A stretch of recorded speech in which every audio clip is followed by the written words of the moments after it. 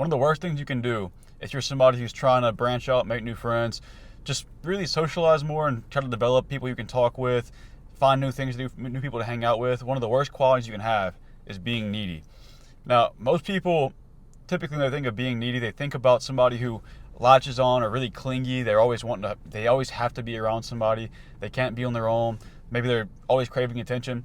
And that is one of the best ways to define being needy, but it's a lot more to it than just that. That's probably a really broad way of explaining it, and it's how most people think about it. But there's a lot of other things you can do to be needy that most people don't really talk about. And one of those things is by altering the way you speak or the things you do to impress somebody, or just being around different people. Whenever you alter the things you say and your actions, that's another form of being needy.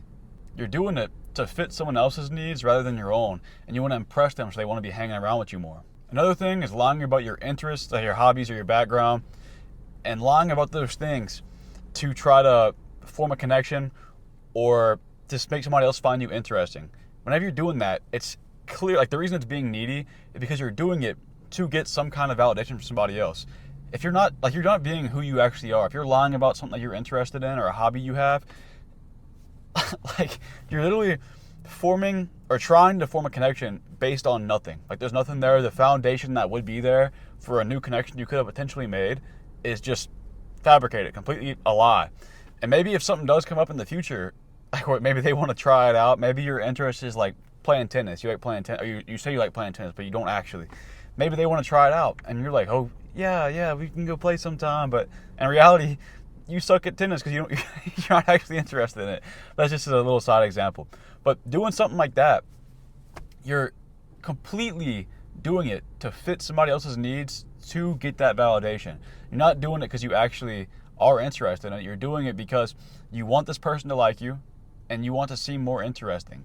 Doing that, you're going to drive everybody away. First of all, it's so inauthentic. Like people can tell, maybe not fully know, but subconsciously they know whenever somebody's lying like that, and you give off a bad energy, and people do not want to hang out with somebody like that.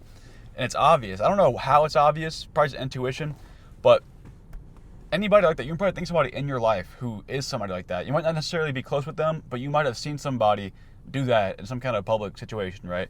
And you're automatically just turned off, triggered by that person. You don't want to hang out with them. And that's what happens whenever you do this. And it's just being needy. If there's, like I have a friend, and this friend invites me to go do something, and it's not something I'm interested in, I'm not going to lie and pretend to be interested in it and go do it just to fulfill this other person. Like if it's something I'm not interested in, I'm not going to do it. Whether it's some activity they invite me to, whether it's going to get this job, if my friend gives me like a job offer and it's like it's something I'm just not interested in, I'm not going to take it to make my friend feel better. Like that's stupid. Why would you do that?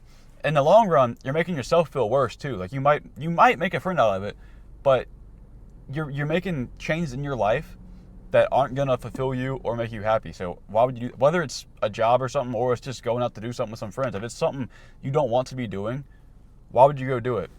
Because at the end of the day, it doesn't benefit you at all, right?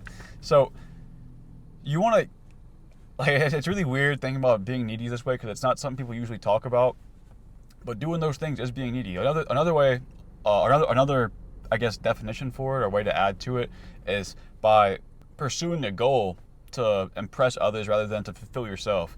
If you set up a goal, maybe you have a bunch of friends who are all interested in this one thing right now. So you make this goal in your head. You're probably not interested in this thing at all, but you make this goal, okay, I'm going to put in a lot of time in this to get really good at it. I want to get good at this so I can impress my friends, right? You're putting all this time in, and it's not even something you're interested in. Like you're not interested in this thing at all. So it does not fulfill you. You're just doing it to impress other people. That is, like, how could that not be being needy? You're doing it for almost no reason. So just think about that. It's stupid. Whenever you set up your goals, you want the end goal, the end result to be something that could help you, could benefit your life, or something that you just find pleasure in doing. If you're doing it for any other reason, you're wasting your time and you're being needy. People aren't going to respect it as much as they would if you were actually, doing it for a reason.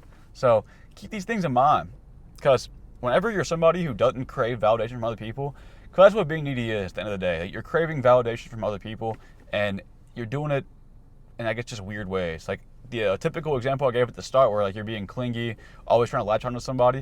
If you're somebody like that, you're wanting to be around them more. That way you can see, I guess, really just see more about them. Always be around them, that you know what they're doing, and you don't feel like they're, I guess, not interested in you, because you don't hang out with somebody all the time. You might be thinking, oh, he didn't want to hang out with me. He must not, you know, he must not want to be my friend. Or it's a girl and you're dating some girl and she didn't want to hang out with you all the time.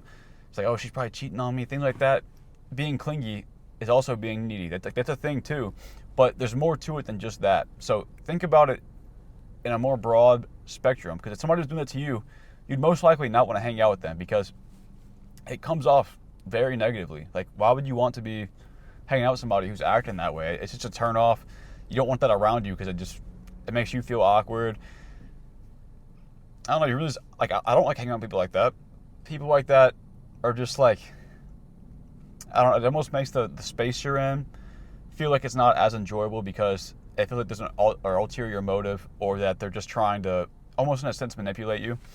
Well, not even almost. They are trying to manipulate you. That's the thing. So if you're doing these things, realize you might be being needy, and you're probably driving people away. If you're doing it often, maybe you keep meeting new people and none of them want to stay around in your life, or you find it difficult to make like deep connections, there's a good chance you're being needy. So keep these things in mind.